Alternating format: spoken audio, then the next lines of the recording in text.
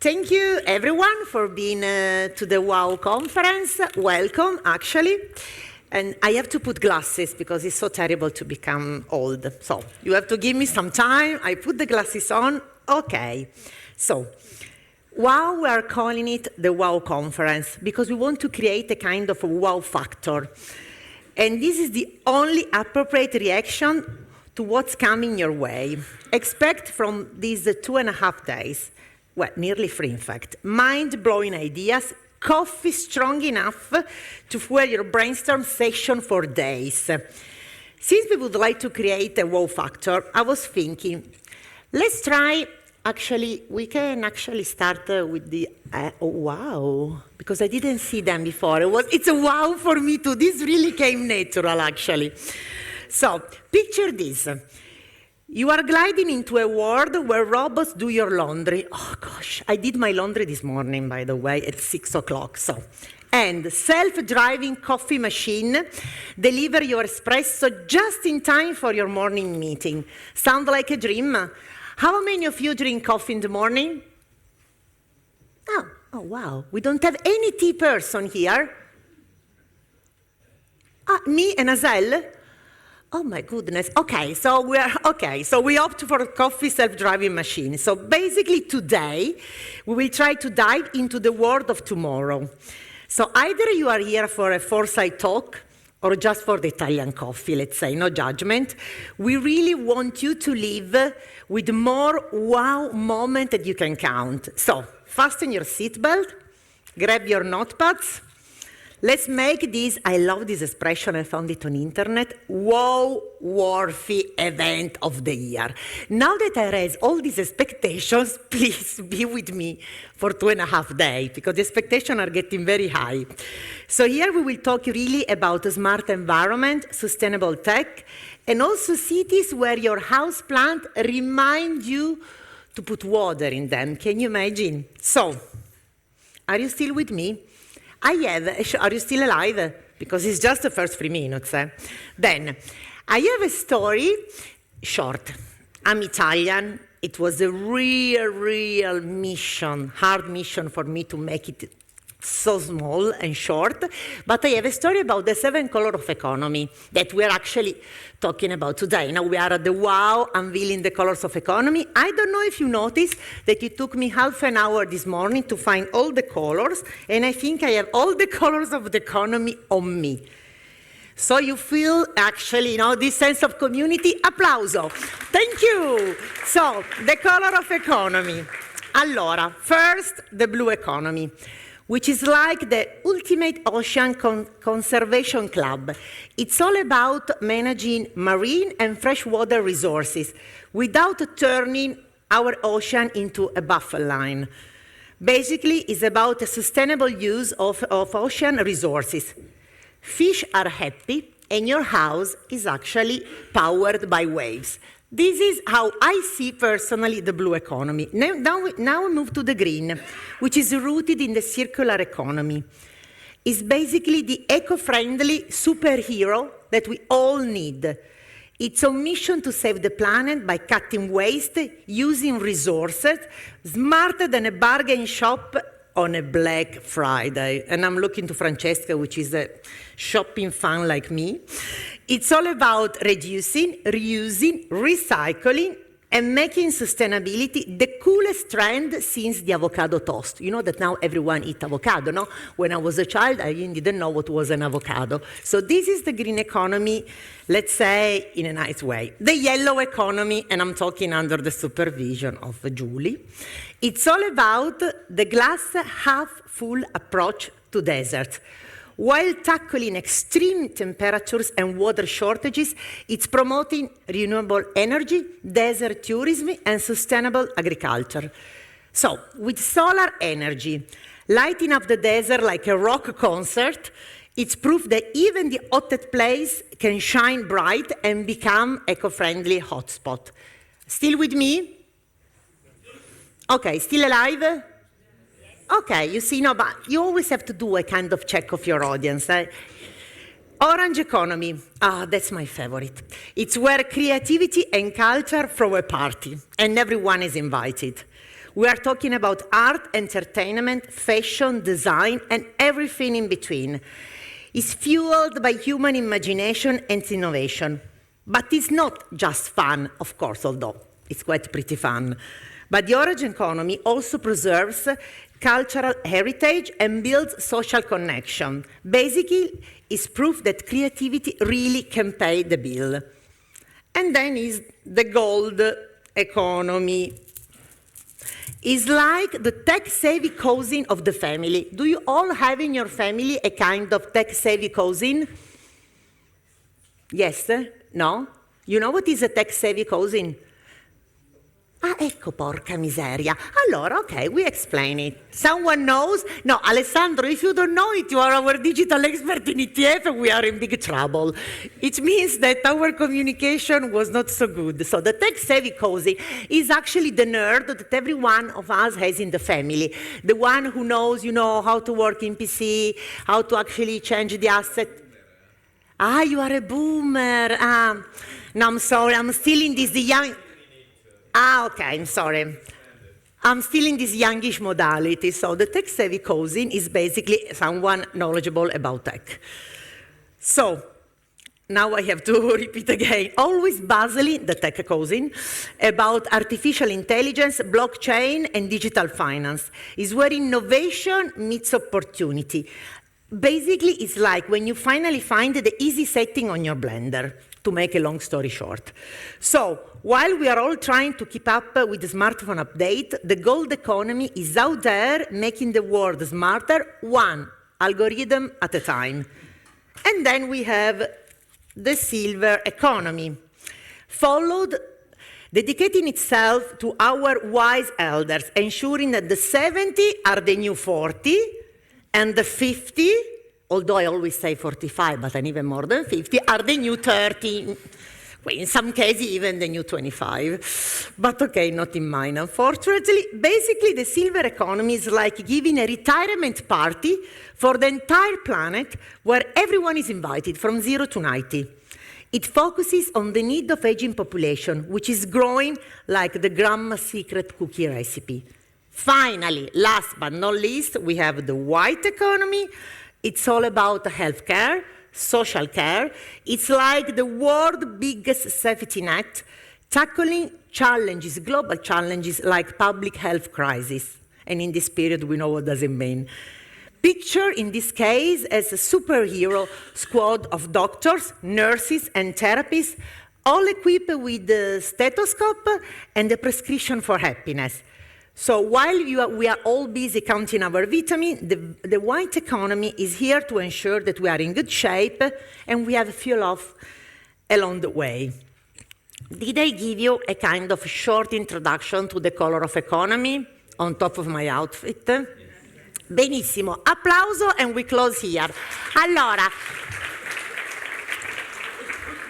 together, because we have some signal with the visual together, and it's the right slide, in fact. These 7 colors created an economy so vibrant, even rainbows got jealous. What is the moral of all this story? We need to think positive, even despite this currently challenging moment, because the future must be bright and it's got a lot of colors. Allora, welcome to the WOW conference, unveiling the color of economy. This was just a kind of soft start. Then, before moving to the real start, to the real protagonist of the day, actually, I have just few housekeeping information. You will see during the day and tomorrow and after tomorrow that you will be filmed, for those who have accepted, of course, or taking picture. Can I ask, for example, Gary is here, is our photographer. Then we have Andri that will take care of interviews. Stand up, Habibi, yalla. Voila, Andri. Then we have Christian, who will make filming over there. Voila. And then we have Susie that will follow the event and will conduct interviews for the blog. Voila. So those are the people that if they approach you, they are not strangers, they're there in purpose. Okay? So having said that, I think there is not that much to add. Apart, passing the floor to the first opening remarks from our ETF director, Pilvi Torsti, I think we can move to the Holo Pilvi. Hello, everyone. I am Pilvi Torsti, director of the European Training Foundation ETF. I'm delighted to be with you as a hologram. And these days, we are going to explore ideas that can shape the future of our societies, like holograms. And as it's my first time as a hologram, I thought of an original format, and here it is, an interview with myself. So, Pilvi, why focus on the colors of the economy? Good question. Well, we know the world of work has been and is transforming. Jobs are changing, new skills are in demand, and we need to look at things from new perspectives. So colors can help us here. The Colors of the Economy event is really an opportunity to explore this rainbow of changes. So blue for sustainable water management, gold for technological innovation, green for sustainability, orange for creative industries, silver for aging populations, white for healthcare, and yellow for desert development. Oh, Pilvi, I like the idea of the rainbow. But how does it line with the ETF's broader activities? Well, first of all, we are all about partnerships. That's why we are really delighted to organize this rainbow color event with the ITC ILO. We are also about future. So this event is part of our efforts on skills anticipation through our amazing Skills Lab network, which now involves almost 400 global experts, some of them here today. And on the future needs, this event will also contribute to our ongoing foresight work. We are imagining current societies in 2040 and beyond, because believe it or not, the EU's new strategy is 28 to 34, and hence it is already written now because we have to anticipate. So this is the third in a series of our 4 Navigating the Future exercises as ETF. The final one will take place in late November during the ETF's 30th anniversary celebrations. Pilvi, let me once more get to the why. So how will these insights from the event to be used? Well, as I already said, we are really looking into the future with our partners. So the discussions and insights gathered here, using the colors of the economy, will help shape ETF's vision for 2040 and the EU's next strategy period. So in a nutshell, your inputs will really guide us to respond to the trends of the future, how to navigate future education and skills world. Thank you, Pilvi. Any final thoughts you would like to share? Just that I really look forward to the wow ideas you will share these days. It's great that this takes place in this context today. I'm convinced in working in partnerships, 1 + 1 is so much more than 2. So enjoy the colors. Okay, so we thank the Holo Pilvi, and it's actually with great pleasure that I introduce Mr. Christophe Perrin, director here at the ITC ILO. Floor is yours. Thank you. Thank you very much, Simona. Warm welcome to all of you. Obviously, I'm not going to compete with your outfit and also, of course, with the magic of the Holobox. No possibility. I had a look at my garderobe, and it was a desperate cause. You can see I'm very monocolor, no green, very few with yellow, even less red. So in any event, thank you very much for setting the scene, Simona. Again, a warm welcome to all of you today for this important discussion. And I think what is important is to have also the colors in your head. That's I would say a key message I would like to pass. Thank you again for joining us here at the International Training Center of the ILO on this beautiful campus. It's extremely refreshing to see all these colors, especially with rather dull weather. So perhaps just to start with one key message. It's about the economies and societies, which are not monolithic. I think it's important because it also encapsulates the spirit of this event. Everything is interconnected, is dynamic, evolving. I think it's an important message at the very beginning of the event. As you rightly said, we are going to explore 7 colors, different colors, to understand, in fact, their individual but also collective impact on economic growth and social well-being. During the next few days, the discussion will focus on how, in particular, these economies interact, are intersecting, and of course shaping our future. The colors of the economy symbolize diverse, interconnected set of economic sectors. Each of them is crucial to addressing global challenges. The 7 colors identified reflect an important area of growth, and understanding them helps us navigate complex global changes such as technological advancement, aging populations, you mentioned it already, or environmental pressures. We at the ITC ILO, we are supporting the development of these diverse economies. Our mandate is to help build inclusive, sustainable economies by providing, in particular, training and capacity building activities, support, most particularly to our constituent, the constituent of the ILO, namely governments, employers, and workers. But it goes, of course, well beyond these traditional actors. This involves supporting them as they adapt to the evolving demands of their economies and societies. One thing which is important is that we do not focus only on immediate challenges, but we are also trying to equip people with the skill they need for the future. At the International Training Center of the ILO, we try to facilitate this kind of forward-looking training and help shape societies and social policies that support economic transition.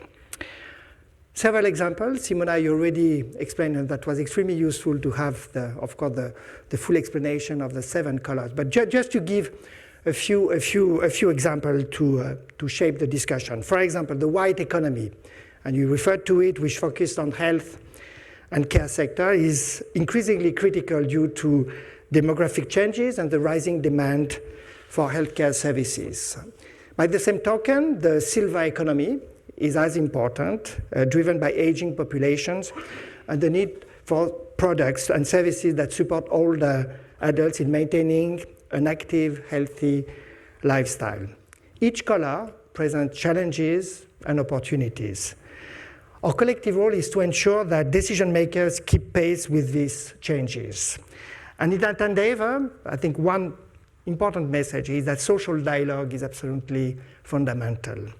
Fostering innovation requires collaboration between government and the social partners, workers, employers, but I would say beyond even this micro word. With the support of many other actors, including international organizations such as the European Training Foundation or the ITC ILO. The growth of these economies require comprehensive strategies for education, training, and social protection.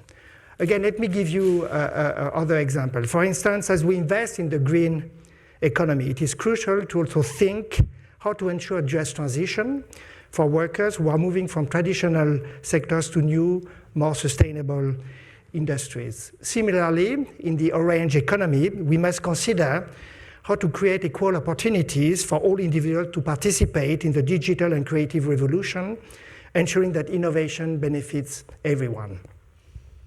We can all contribute to shape these economies in our respective workplaces and professional context. Through public policy, business innovation, or social dialogue, there are many ways to ensure that development is inclusive and sustainable.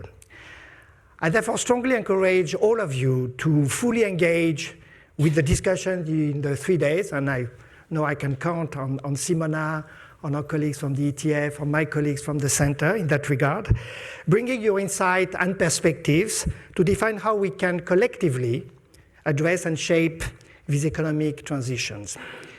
We at the ITC ILO, we are committed to supporting stakeholders at all levels in preparing for the future of work, the future of business, and the future of the economy. Here I would like to again address some special thanks to the ETF for the collaboration and for jointly organizing this event and for the continued joint engagement in favor of a just future of work. Perhaps a final comment and message of optimism. While there are certainly challenges ahead, the diversity of the colors of the economy also offers a wealth of opportunities for creating a more resilient, inclusive, and prosperous global economy and society capable of advancing social justice. I wish you a very productive, fruitful exchange during these 3 days, and I thank you very much. Thank you. So thanks a lot, Director Perrin. That was really, the other side of the coin. Now we wanted to start with a bit of, let's say, fun or a kind of energizer, but the idea was also really to guide you through from different perspectives to the 7 colors. What I take from actually the director of ITC ILO is really the key word of collaboration. Is really collaboration in order to have all these sectors working together, also to face the new and upcoming challenges that we have basically every day. And another point that I take is we can all contribute. It's not that this is for someone else. No, myself, I have my own role. And finally, the importance of social dialogue. Social dialogue versus dialogue. We're humans, we really need to dialogue, despite this will be also partially a very digital event. Having said that, I would call, in fact, my friends, Francesca Rosso from ETF, our labor market expert, right? Because we are so friends, I don't even know your title, because we are two friends.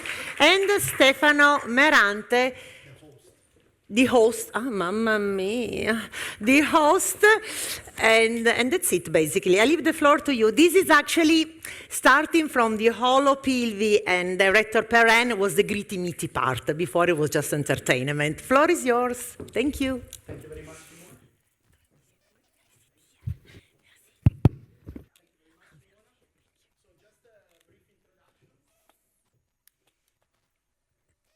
Okay, now it does.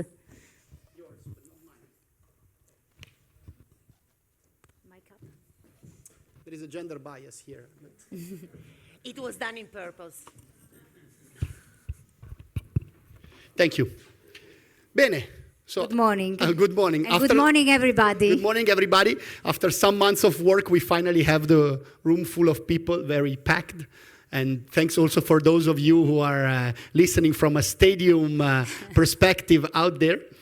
So I think maybe we want to tell the story of how this event has been born and a little bit more of why we are here and what we are going to do during these 3 days.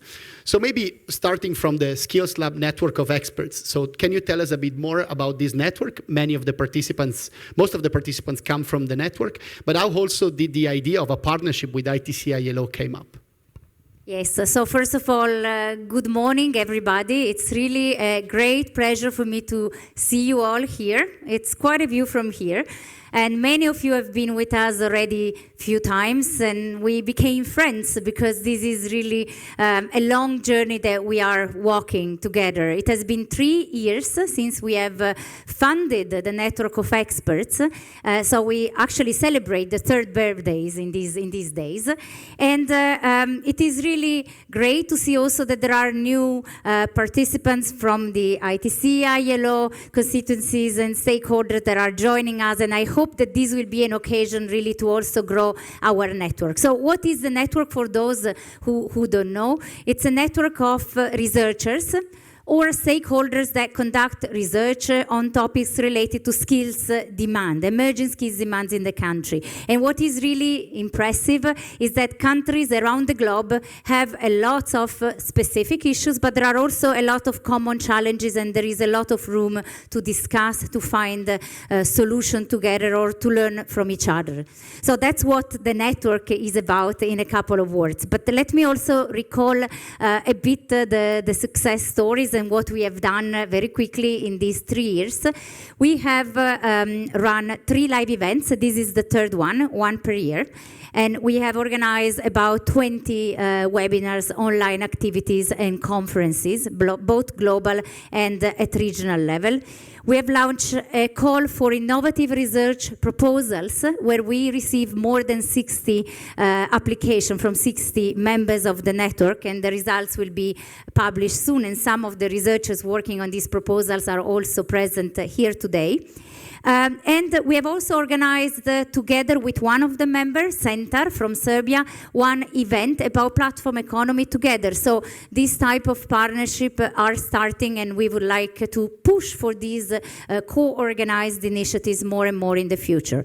And then last but not least, we have a LinkedIn group, which was launched during the summer, and it's very active and successful. We are about 350 members on the LinkedIn group, and it's a place where we really share information and, again, learn from each other. And of course, being here today together with our friends from ITC ILO, it's a great honor. It's a huge opportunity for us. And I want to say also that it was really a rewarding personal and professional experience. And I want to thank Stefano in particular and the colleagues for this excellent cooperation. Thank you very much. Why the color of the economy?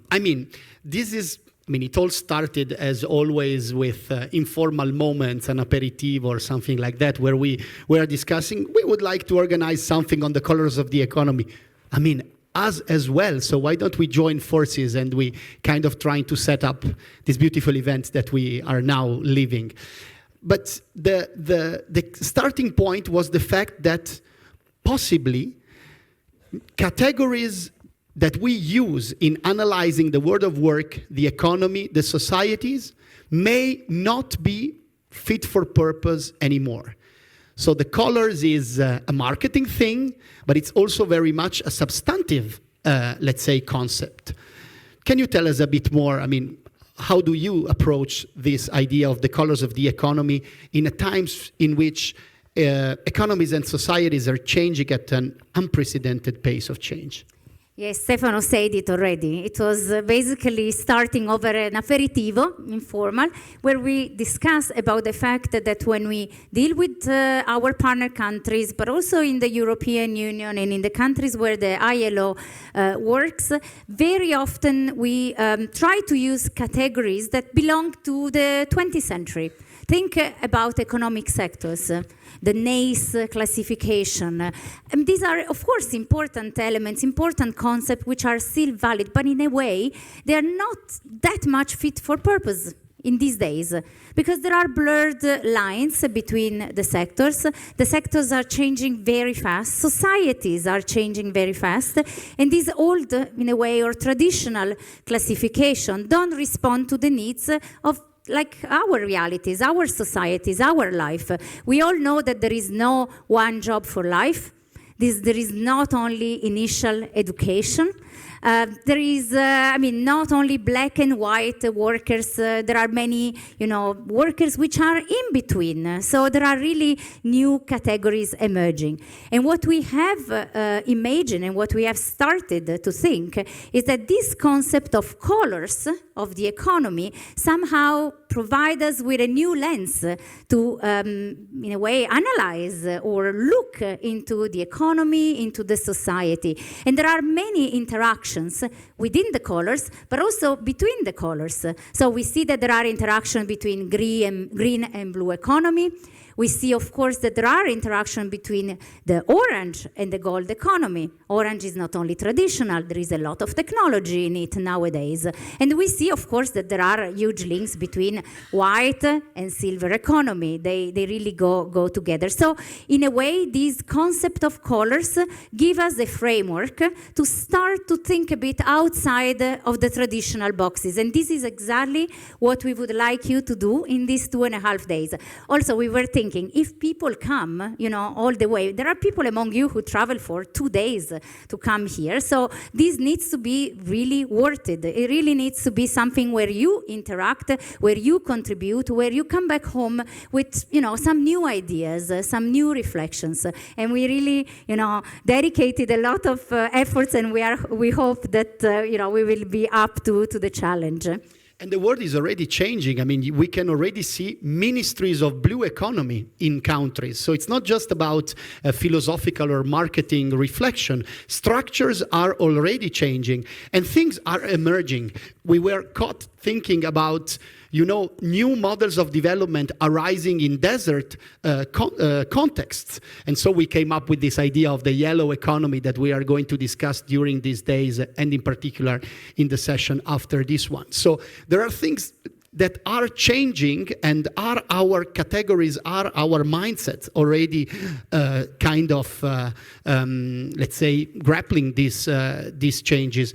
But something more is happening. I mean, 2 months back, we had our summer university here on campus, and we had a professor from the Georgetown University in Qatar who analyzed 1.5 billion vacancies from the US, from China, from other countries of the world. And what he realized through his research is that jobs are coming together. So the distance between jobs 20, 30 years ago is now less and less there. So our jobs are becoming more and more similar because of for instance, the pervasive power of technology into each of the different occupations. So jobs and skills are evolving, and I mean it's both ETF and ITC ILO mandate to try to look into these changes that are happening. Can color codes actually guide us in looking at these let's say changes that are happening? Well, just one thing that I have to say immediately, that of course we talk a lot about the future, but there is a certain part of the future that we cannot predict. There is a high degree of unpredictability, and we have to deal with that. And when we talk about jobs and skills, it's obvious that you have to prepare people, young people, but also adults, to navigate in these uncertain waters. And what can we do? What we see is that there are nevertheless some global trends, some factors that tell us about the direction of our society. We cannot exactly know how the societies will look like in 20, 40 years. That's impossible. We are talking everywhere about the impact of artificial intelligence on the world of work. No one really knows. We will actually hear after from a real foresight expert. But what's sticking to my mind is the concept that when you talk or when you do foresight exercises, we are all the same, because none of us has been in the future yet. So in a way, there is a certain degree of unpredictability. However, there are signs that we can grasp to, in a way, anticipate the direction. And also, of course, there are methods that help us in, trying to prepare people for that specific direction. Foresight, forecast, real-time information that we use more and more, big data, and so on. And the colors, of course, can be a good lens to see the interconnections, because what we see across the countries is that economic sector, society, job, skills are more and more fluid, and the colors can really give us a good lens.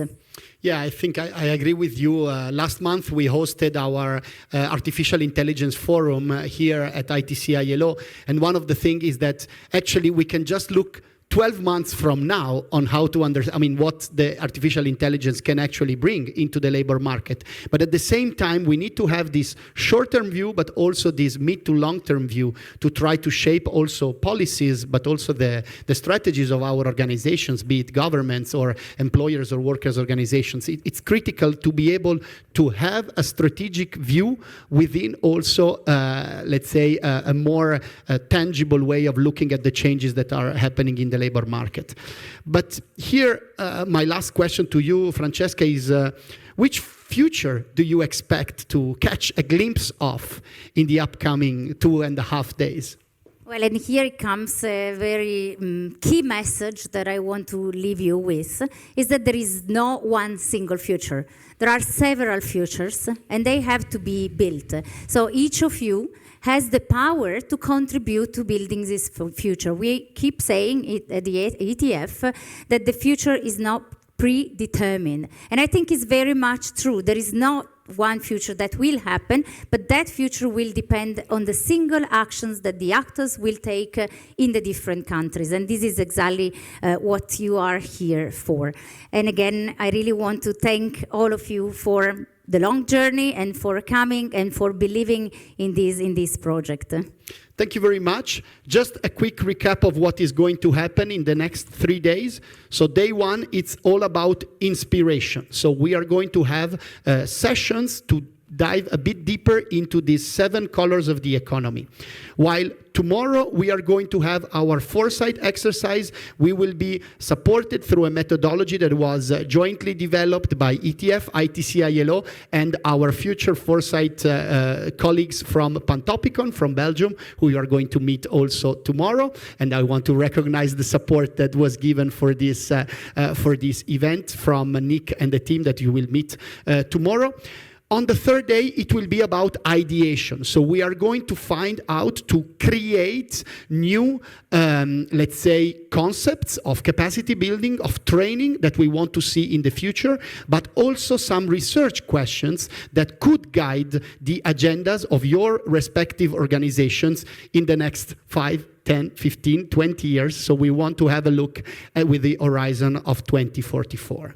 So that's a little bit what we have in the menu. Thank you very much, Francesca, for this short session. I think I will hand over the floor back to Simona. Thank you. Thanks. Allora, first of all, we are ahead of time because, you know, although Italians are always late, with our events, we're always ahead of time. So we have quite a bit of time. Not sure if there is any burning question at the moment, or if, and this is a decision, a collegial decision we have to take together, or we move to Karsten, and then after this super inspirational presentation, which I already seen yesterday, and I can tell you it's a boom, we have a kind of round of questions before moving to the yellow part of the day, which I don't want to say anything for the moment because this will be a real wow. What do we decide? We go to Karsten and we have a question after? Okay, perfect. Allora, I have to read, So, with great pleasure, I introduce Karsten Beck from the Copenhagen Institute for Future Studies for a keynote speech on how mega trends are changing societies, organization, and people. Floor is yours. Thanks. It's a boom, I heard. I hope I can live up to that expectation. First of all, what a wonderful opportunity to stand in front of all of you talking about basically what I've been doing all my life. My name is Karsten Beck, as it says up there, and I'm a director at the Copenhagen Institute for Future Studies. And when I was approached by the organizers of this event, do you want to say something? Can you just go up because people cannot see you and they were doing to me like this. You're telling me I'm too short, basically. No. Perhaps you are vertically challenged, but that is not me saying that. No, actually, I can absolutely do that. It was Dragan from North Macedonia. Hi guys, come see me. Goran, pardon, Habibi. Go, sorry. How do you start now? It's impossible. So try to pick up. Actually, I never heard about the colors concept before I was approached by the organizers, but it turns out this is basically what I've been doing all my life. And Francesca, everything you said is basically what I'm going to say here the next 20 minutes. So if you want to sort of zoom out, just remember what Francesca said. There are directions when we look to the future of our societies and indeed the world. It is absolutely unpredictable, and it is about talking about the future in plural. So basically that's the key messages for the next 20 minutes. Now we just drop the notes here. And let's go. This one is not important. This is not important. Just 2 words about CIFS. My name, as I said, Carsten Bech, working at the Copenhagen Institute for Future Studies, a think tank based in Denmark, working internationally, almost globally, as you can see on the map down there, was founded back in 1969 by Mr. Thorkild Christensen, who used to be the General Secretary of the OECD in Paris. The other guy is Kennedy.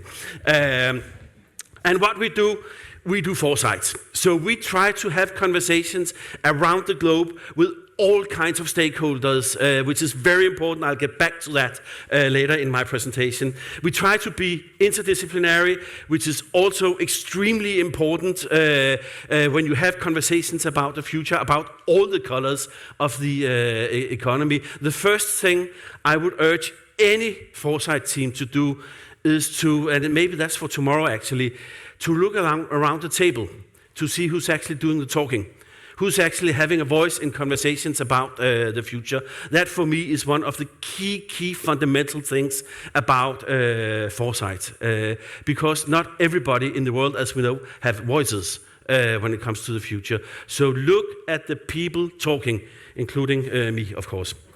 Explorative approach, super important as well. When you do foresight and when you have these conversations about the future, sometimes it is as if you have sort of predetermined where you would like to go, and you sort of, with this predetermination and this goal in focus, you don't want to talk about trends that might challenge you. So having an open and explorative mindset in these processes, super important as well. And then we're super small as 40 people working at CIFS. So that's basically CIFS. So let's move on to the megatrends and have a short look at how we see the world. And now, this is a lot. I'm actually not sure how we go about slides for this event. Will we share the slides, or we will share the slides? So you will have all the slides for later. And as I said in the beginning, when I was approached and heard about the colors, I was reading through the documents I got, and I was like, yes, this fits. It's a new way of sort of slicing and dicing the cake when we talk about trend, but this truly fits. As you might be able to see, if it's okay, I'm out here, I'm not sure. If you look at this, the color yellow is not there, I would say. So for me, the yellow color was sort of, okay, that was a surprise. Wow, let's do that as well. But the rest is up here. And I will not go through it in details, but just add a few words to some of the trends, and then I'll talk a little bit about foresight methodology and biases. So if you look to the right, we have a lot about people and society. We have a lot about the world as such. If we had met 2 years ago, we would have said a key trend, a key megatrend is globalization. Now we added the word fragmented, which is probably not for what the topics we will be discussing today. This is not positive. But the world is fragmenting in a lot of dimensions right now. So when we talk about global collaboration and when we talk about global solutions in all 7 colors, I think it will be a little bit more of a struggle in the coming decades compared to what we actually thought 5 or 10 years ago. Then we have the people, we have the silver economy, old people my age and older. We have 2 billion more people in the world. We just got the latest numbers from the UN. You probably saw them already. So we have countries with increasing populations. We have lots and lots of countries where the average age is aging. And we also have countries where populations will start to decline. So that's a whole new dimension when we talk about demographics. The green sector and the green economy, obviously, whether it's circularity, it's climate, it is plastic, chemicals, etc., etc. Of course, that will continue to be one of the key driving forces going forward. Health, we have down here, that was the silver? Yeah, silver? White. Ah, bugger! I tried to memorize all morning going, Carsten, you have to, it's white, sorry. Focus on health. Very, very critical. Also the way it's described in the documents already prepared for this meeting. And I would even add a little bit more spice to the documents that I've seen, because the reason health is a megatrend is actually this global phenomenon of healthcare systems breaking down. If we look to the healthcare systems of the world, the best prediction, and this is almost a prediction, sorry Francesca, the best prediction is actually that most of them will break down in the next 20 to 30 years. Because of aging, because of demographics, because of lack of money, lack of healthcare professionals, and new technology and price points that are unsustainable. So lots and lots of inequality when it comes to healthcare systems. So I really think, and I really urge you to dive into the white collar. Over to the left, lots and lots of tech, of course. It goes without saying, we heard a little bit about AI, we'll talk a little bit about it as well.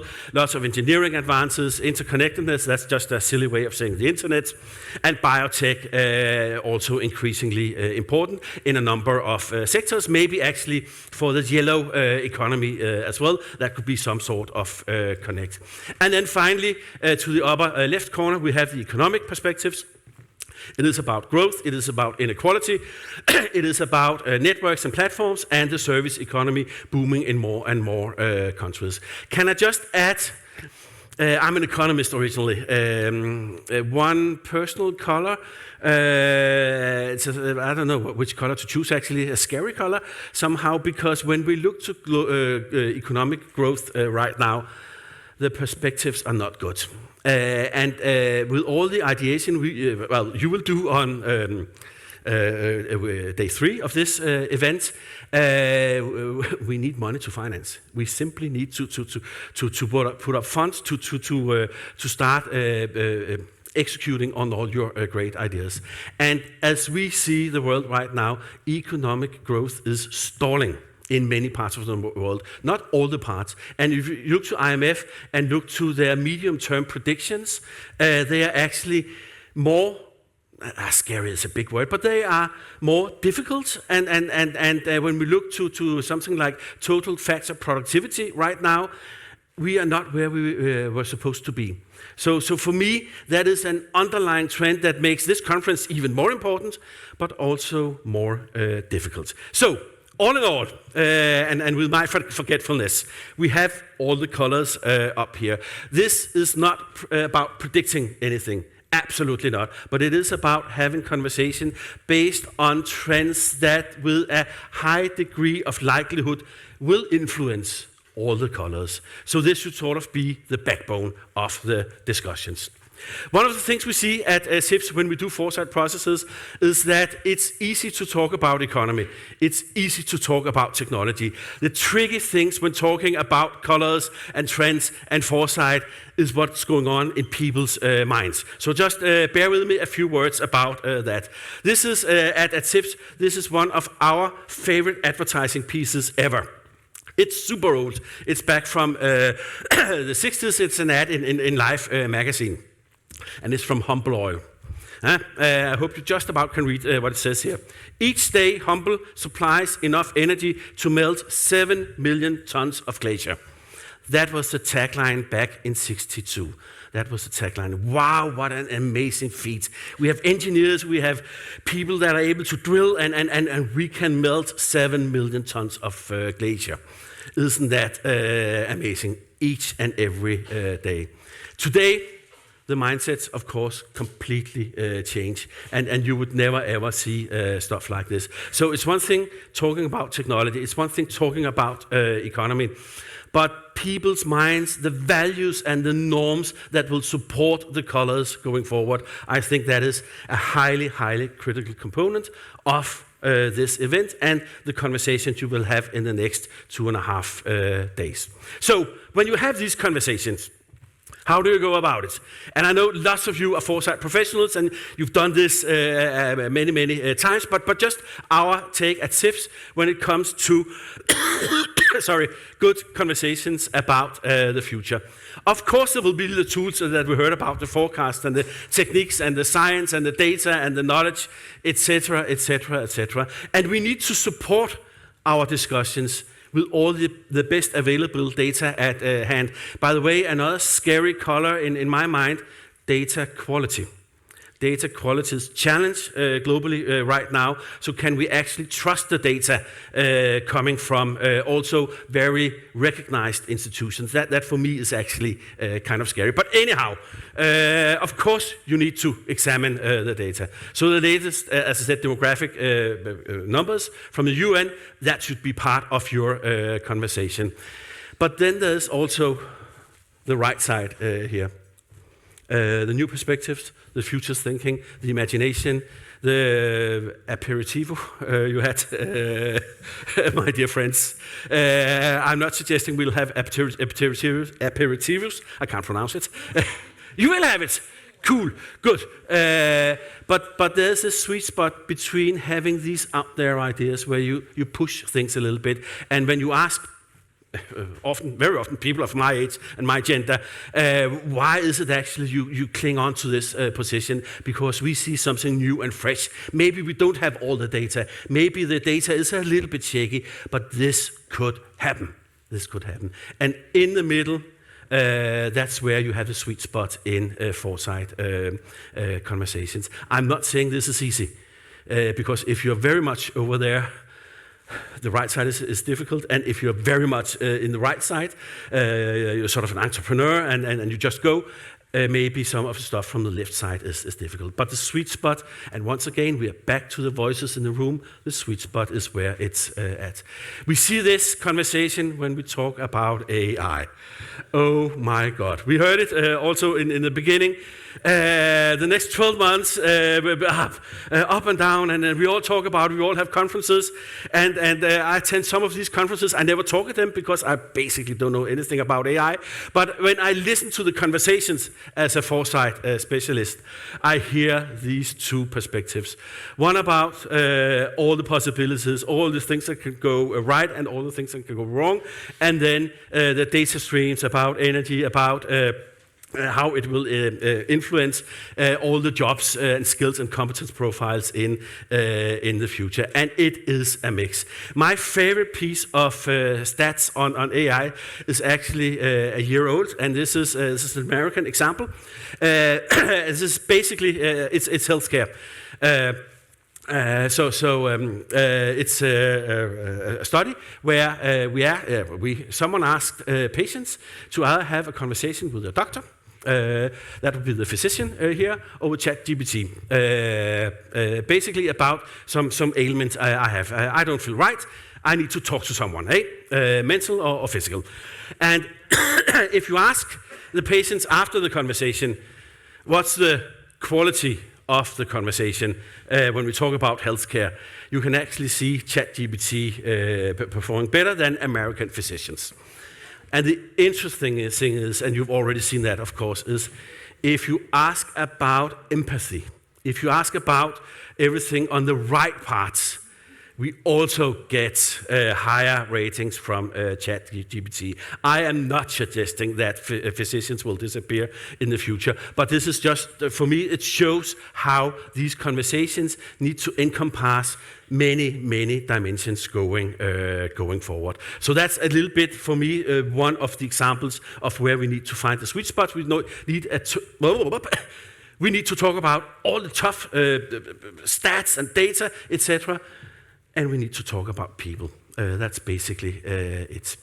This is an agenda that is spreading throughout the world, this foresight agenda. And as you probably heard and saw, and maybe some of you even participated in the UN summit in New York 2 weeks ago, we have actually globally decided on a pact for the future. This is the first time ever in human history that all of us have come together and said, whatever it is we're doing, when we talk about skills and competences, or when we talk about health and healthcare, or we talk about the educational system or the economic setup of the world, we actually need to have an emphasis on long-term consequences. So now, for the first time ever, we have a pact for the future. We have a pact for the future.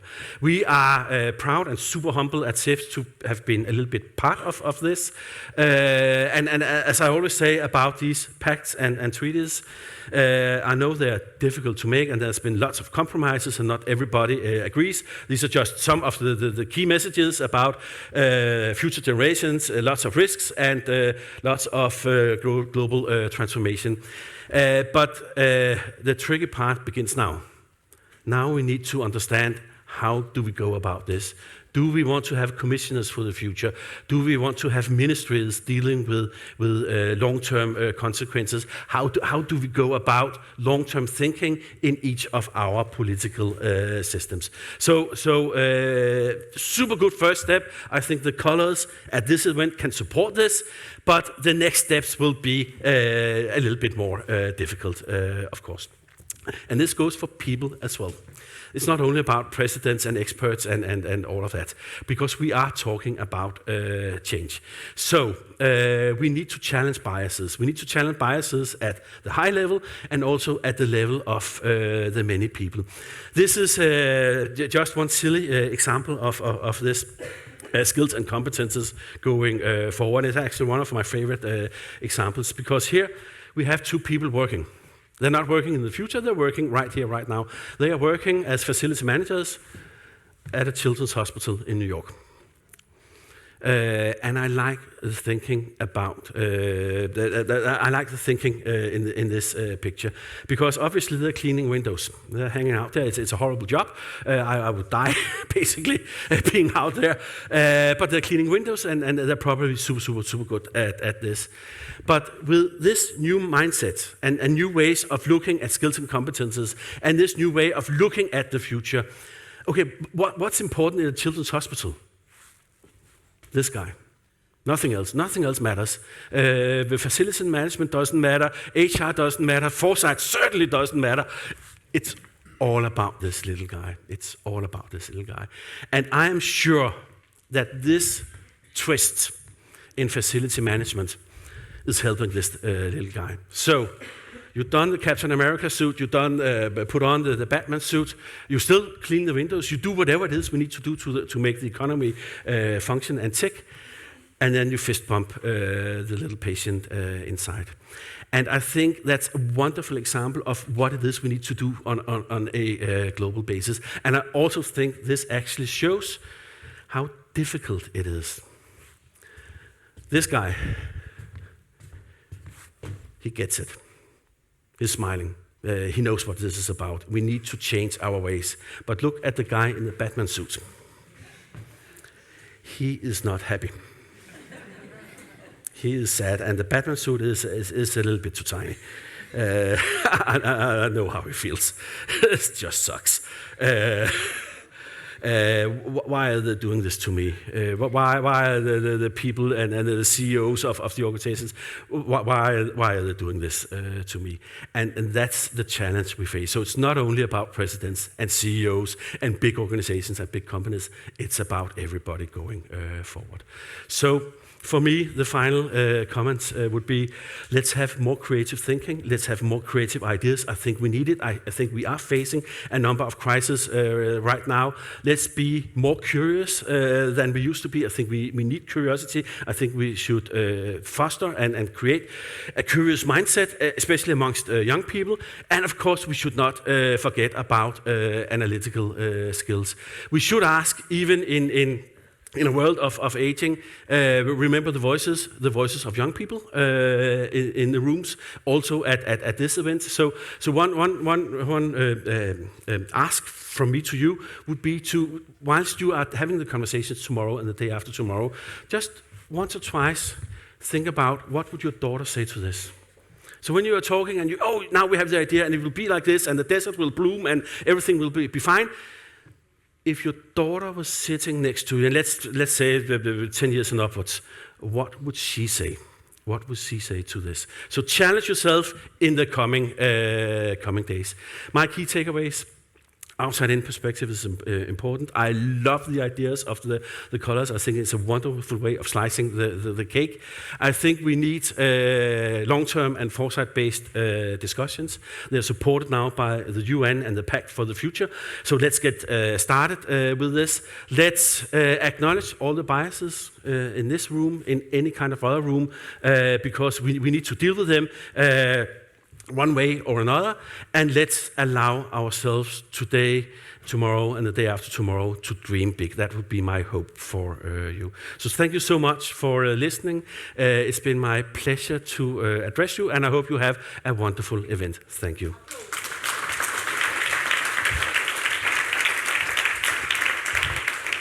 No, Karsten, wait here. We have perhaps a couple of minutes. Yeah, we need to get up here. Then you can say hi to the people down there. So, yeah. Do we have a golden question, a shooting question for our friend Karsten? I loved your presentation. You have a question. Okay. Allora, I bring the microphone. Funziona? Okay. Yes. I make you work. You see? Good. Good morning. I'm actually not sure whether it's a golden question or just a question. A silver, we see. Thank you very much for the inspiring presentation. I have a question related to how the Copenhagen Institute for Future Studies is supporting countries, because you showed us this map at the very beginning, where you operate on foresight exercises and assignments. Maybe you can elaborate on how you do that and how you work with the stakeholders at country level. Yeah. Oh, that's a wonderful question. To have 2 hours. 2 minutes. 2 minutes. You want 2 hours, you have 2 minutes. Basically, what we would like to do as an institute, and we're super small, we're 40 people working with this.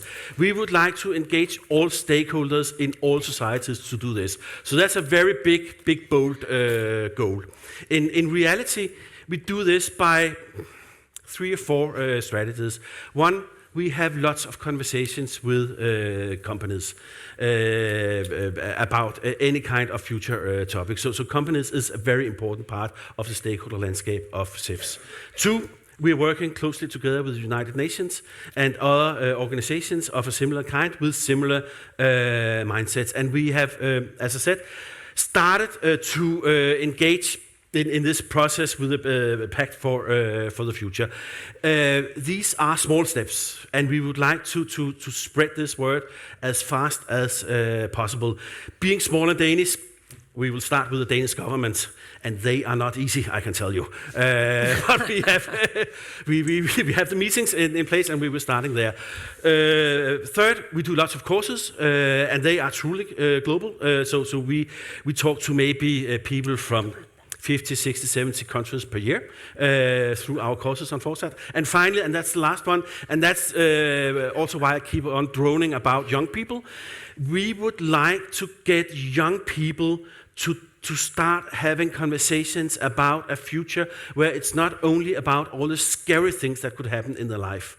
So we are part of an initiative called Teach the Future, where we are trying to push foresight and some sort of positive futures thinking into schools. Because when you ask young people in schools, say a 13-year-old student, or 15 years old, something like that, he or she often tends to be kind of scared because the world is a little bit scary right now. And also sort of some of the fundamentals and some of the megatrends we talked here about today, it's not all positive. And we would actually try to give these kids the tools to have a conversation, not in order to try to cheat them into something that's positive, because you can't do that, but at least try to have an informed conversation about these kind of futures. That was 2 minutes.